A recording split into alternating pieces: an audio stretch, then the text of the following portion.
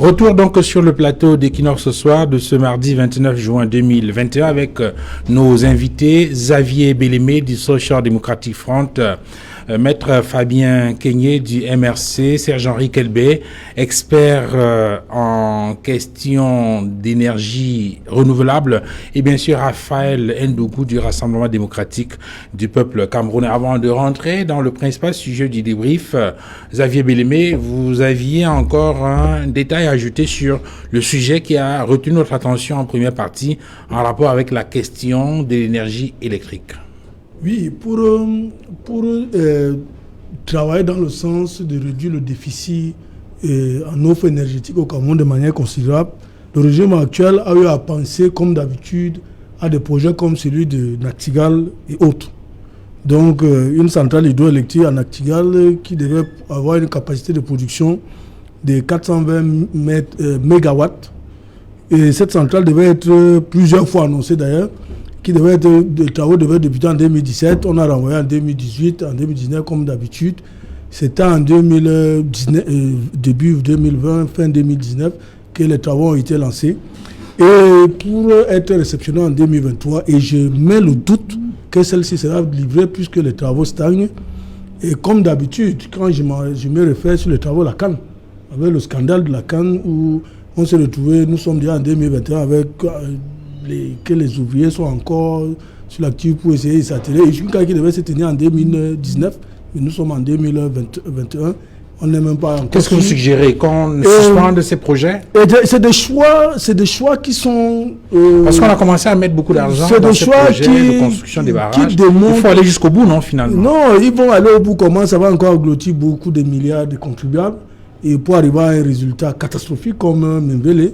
Qu'on parlait de 210 mégawatts, on se retrouve déjà avec 80, à peine même 30 mégawatts que se produit, maxi 80, et qu'on déplace la construction de cette centrale. Et maintenant, ici, avec Nachtigal, ça sera la même chose, où donc on peut faire tenir et installer sur des fleuves qui, comme Mbele, qui ne vont pas avoir de l'eau. En période d'étiage, il n'y aura pas de l'eau pour produire l'électricité. Et les travaux d'exécution vont connaître aussi le même sort que les travaux de la CAN, où on se retrouve avec plusieurs milliards investis. On a des difficultés énormes pour pouvoir réceptionner. Voilà. Serge-Henri Kelbey, le ministre, parce que au-delà du débat que nous faisons et des propositions que nous suggérons, ce qui intéresse les téléspectateurs, c'est de savoir comment obtenir chaque jour l'énergie électrique. Et le ministre semble avoir trouvé la solution à la question puisqu'il indique que dans l'urgence, il faut d'abord remplacer 60% des poteaux électriques en bois qui pourrissent, des poteaux qui tombent tous les jours et qui ne permettent pas un transport et une distribution efficiente d'énergie électrique. Ouais. Bien, là vous parlez de la distribution. Je voudrais rappeler ici sur ce plateau que dans les années 75-80, on avait déjà des poteaux en béton ici. Il a fallu que une grosse pente du régime arrive à la tête d'une société et trouve qu'il fallait plutôt utiliser des poteaux en eucalyptus. C'est devenu un grand business dont il était certainement lui-même le même fournisseur. Non, ce que je veux dire, Duval, le ministre Gaston Ilundu Essomba, du ministre de l'eau et de l'énergie, a posé un diagnostic qui est assez édifiant. Et je veux m'attarder sur les chiffres. Il a dit qu'il nous faut, selon eux, selon leurs calculs, 6 000 milliards d'ici 2035 pour avoir un Cameroun émergent dans l'énergie. Et sur la répartition, il dit 4 200 milliards pour la production, 960 milliards pour le transport et 840 milliards pour la distribution. Très bien. Pour ma part, ce que je voulais dire, c'est que comme dans l'informatique, dans les années 90, l'informatique a bénéficié ici au Cameroun des facilités et des largesses pour que le Cameroun, n'est-ce pas, comble le gap qu'il avait, n'est-ce pas, vis-à-vis de d'autres pays dans l'utilisation de l'outil informatique des TIC. Vous savez que sans énergie, sans outil informatique, nous ne pouvons pas avoir une économie numérique, n'est-ce pas, de qualité, et surtout sans énergie. Il est donc question ici que dans, n'est-ce pas, je peux dire l'encouragement ou alors la motivation de la mise en place des partenariats privés-publics, PPP, qu'il soit vu, n'est-ce pas, un certain nombre de facilités qui pourraient encourager des personnes particulières, des privés, à s'intéresser dans l'investissement du secteur de l'énergie. Je rappelle que le secteur de l'énergie, rien qu'au Cameroun, tourne dans les 13 000 milliards. C'est un très grand marché. Mais vous allez voir qu'il y a beaucoup de gens qui, sur 1 kilomètre, vous déposent des stations-service. Je n'ai rien contre les stations-service. Mais c'est un business qui est très réducteur. Vous allez voir des personnes qui vous construisent des gratte-ciel avec plein de béton, mais qui vont employer une dizaine de personnes. Pourtant, dans le cadre de la décentralisation, collectivité territoriale décentralisée, Maître l'a aussi souligné tout à l'heure, nous pouvons encourager les communes à s'autoproduire de l'énergie, n'est-ce pas, en créant des mini-barrages multiformes, pas des investisseurs privés, parce qu'il y a des communes ici au Cameroun qui n'ont pas 50 millions de francs CFA de budget, ça il faut le reconnaître, mais qui ont une forte élite. Moi je prenais peut-être le cas d'une commune comme celle de Pouma, où vous avez des fleuves qui traversent la commune de Pouma, avec une élite très forte qui peut se mobiliser et décider elle-même de produire un barrage, soit en BOT, Buy Operate and Transfer, ou alors dans un partenariat public pour que la commune de Pouma, de Ngouaï, ses environnants, soient électrifiés et soient déconnectés totalement du réseau Eneo. La loi est claire, la loi sur la libéralisation du secteur de l'électricité. Une commune qui produit son énergie peut la vendre à une autre commune et devient une espèce de petite, sans publicité, Eneo. Donc il faudrait que l'État, ne pouvant pas mobiliser ces 6 000 milliards, qui sont pratiquement 2 années de budget du Cameroun, vous voyez 6 000 milliards, c'est pas aussi évident pour un État comme le nôtre, qui, n'est-ce pas, vit... Alors je vais prendre 2 exemples, 2 chiffres. Dans la région du littoral, selon le ministre, la région littorale compte 158 transformateurs, moyenne tension, basse tension, non fonctionnels, ou en arrêt ou complètement défectueux. Oui. Deuxième chiffre, à l'ouest Cameroun, sur 1963 localités, 1553 sont électrifiés contre 430 qui ne sont pas électrifiés. Duval, les transporteurs sont dans la distribution. Oui.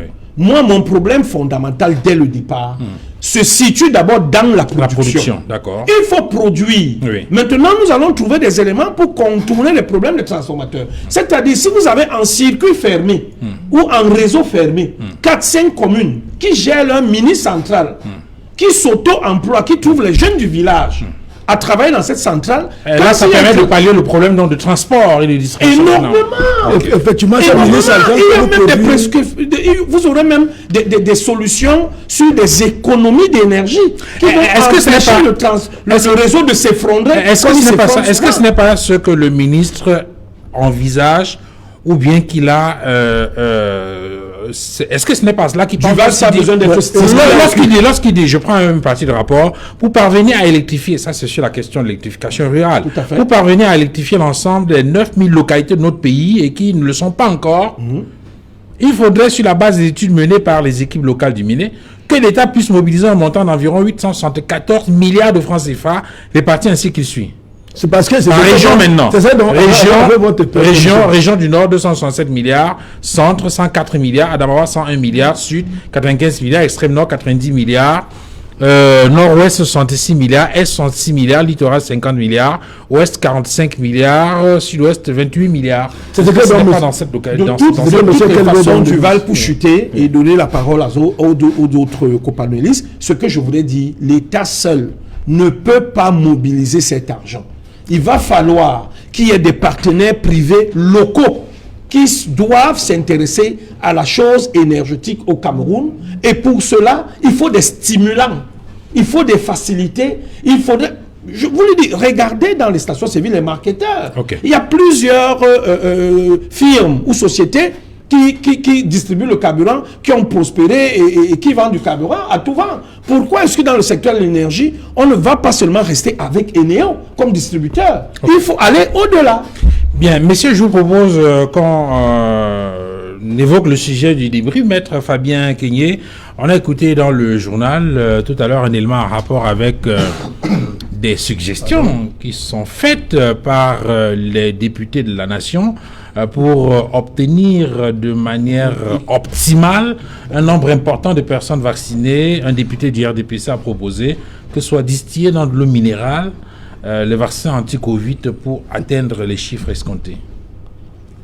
Duval, permettez-moi déjà de rappeler la campagne internationale qui est lancée par les Africains pour aboutir à la libération de 126 de nos camarades du MBC qui sont aujourd'hui embastillés. Je me serais attendu, depuis leur arrestation, qu'un député de la nation se lève tout au moins pour poser des questions aux gens chargés, aux gouvernants chargés de la justice. Pour quelles raisons ces personnes sont embastillées que non.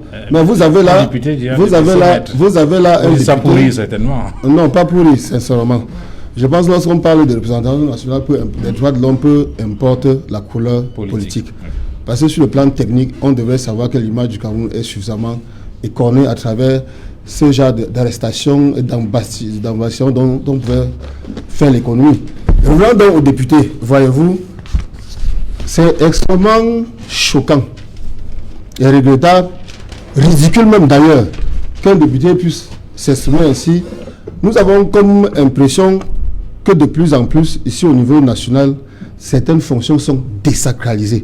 Parce que lorsqu'on parle d'un député de la nation, il s'agit d'une personne qui est chargée d'inspirer la loi et de la faire voter à l'Assemblée nationale. C'est-à-dire qu'il demande un certain minimum de culture. Comment pouvez-vous imaginer qu'un député puisse débiter ce genre de normalité sans tenir compte de ce que sur le plan de la vaccination ou du vaccin, il y a des conditions de conservation tout au moins.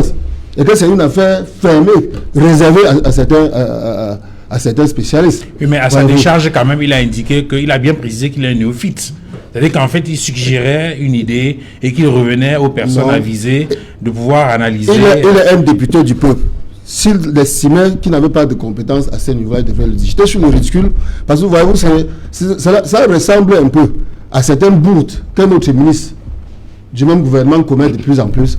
J'ai dit qu'on en est arrivé à désacraliser. On a du mal à penser, à croire même que cette personne a déjà été sur les bancs de l'école. Pourtant, on venait de la présenter comme quelqu'un qui serait, inspecteur des impôts. C'est très gros. Et vous avez par exemple un ministre qui a fait le droit, c'est-à-dire qui se fait appeler, bon, je ne veux pas qu'on l'identifie, qui est coutumé de ce genre d'acte. Il faudrait qu'on soit un tout petit peu sérieux lorsqu'on porte la parole publique. Raphaël Ndougou, je suppose que vous devez être un peu embarrassé en écoutant votre camarade, député du RDPC, faire ce type de déclaration. Écoutez, j'ai mon grand-père qui disait souvent dans mon village que tout ce que les gens disent ne nécessite pas une réponse ou alors un commentaire. Mais puisque c'est le Covid-19, je l'ai toujours dit ici, le bon Dieu aime tout le Cameroun, au point où cette maladie-là est passée. Juste quelques séquelles est vraiment passée.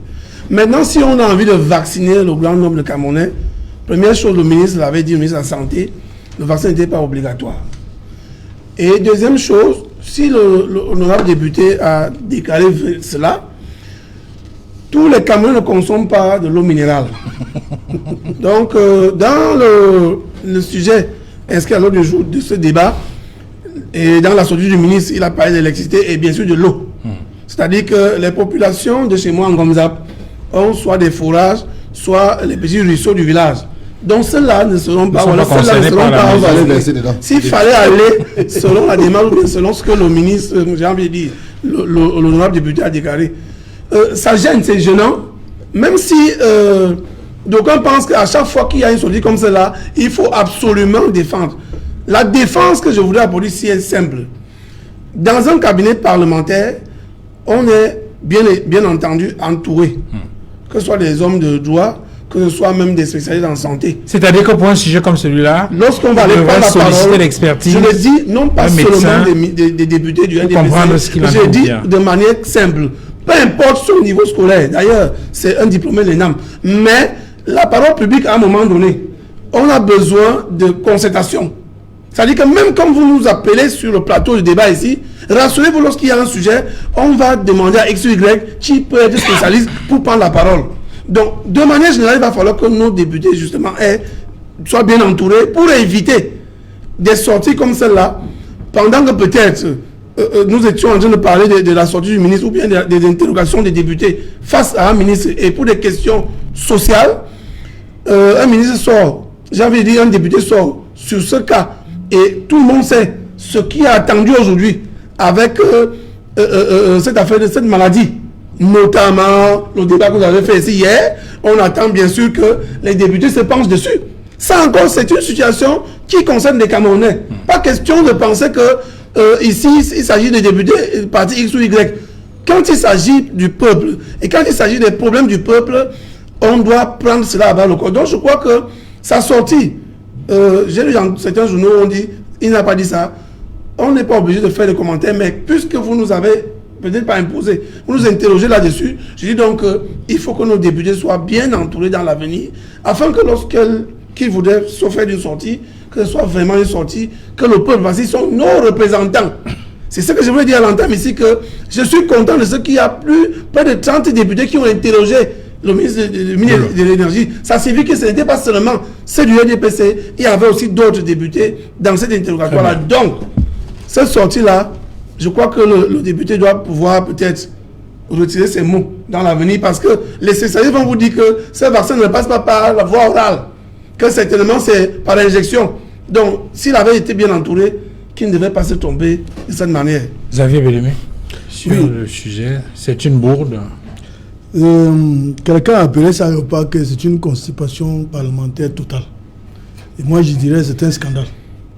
Il est incroyable qu'un parlementaire de ce niveau puisse tenir de pareils propos. Déjà même, c'est un problème très grave sur le plan économique. Parce que cela peut amener ceux qui consomment de l'eau minérale à ne plus la consommer.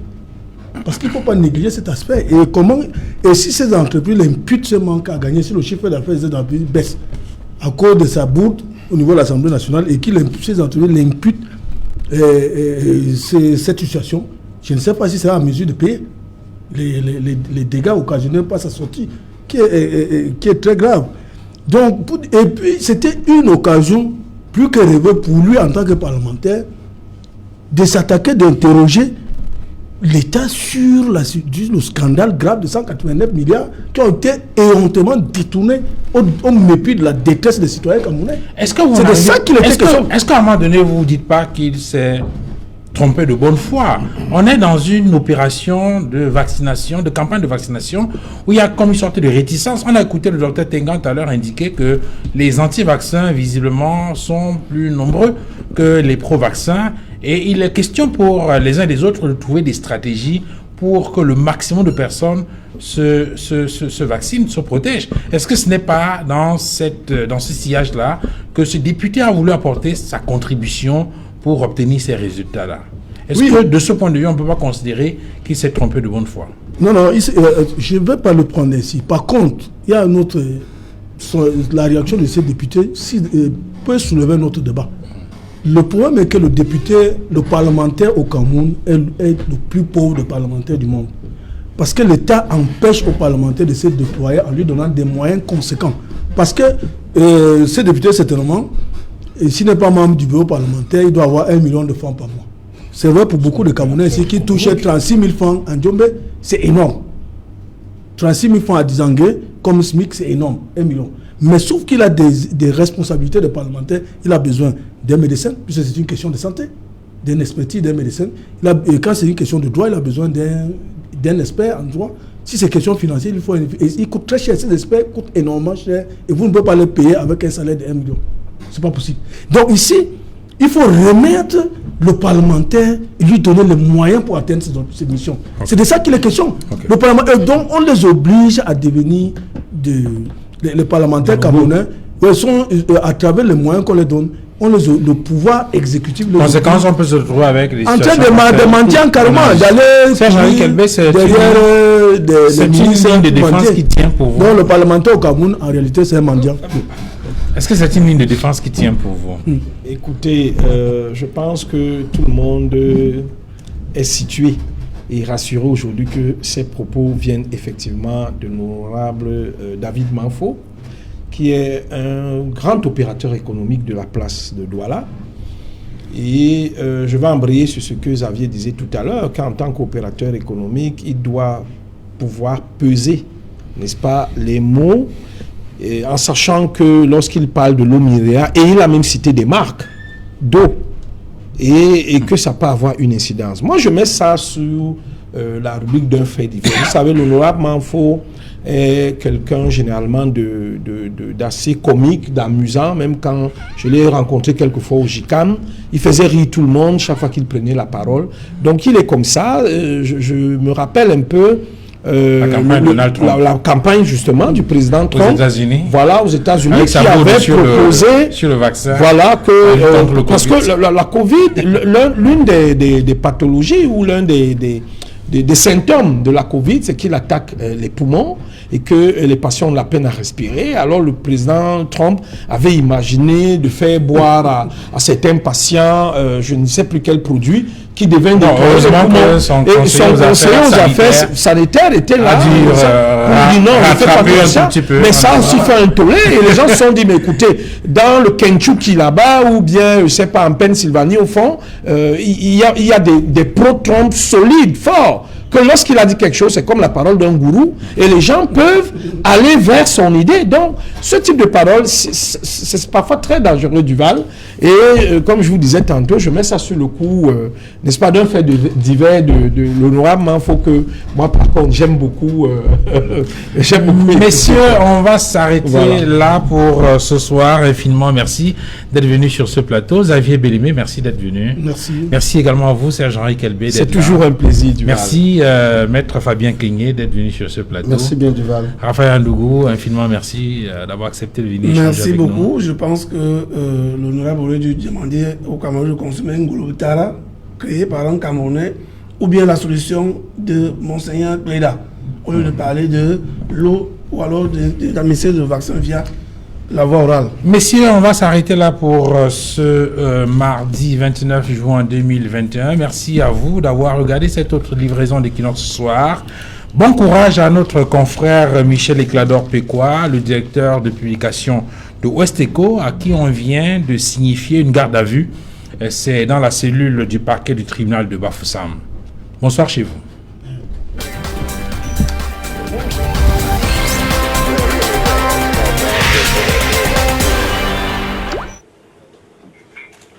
Les parlementaires se soucient de l'offre de services de la Cameroun Telecommunication, Camtel. À cet effet, le réseau des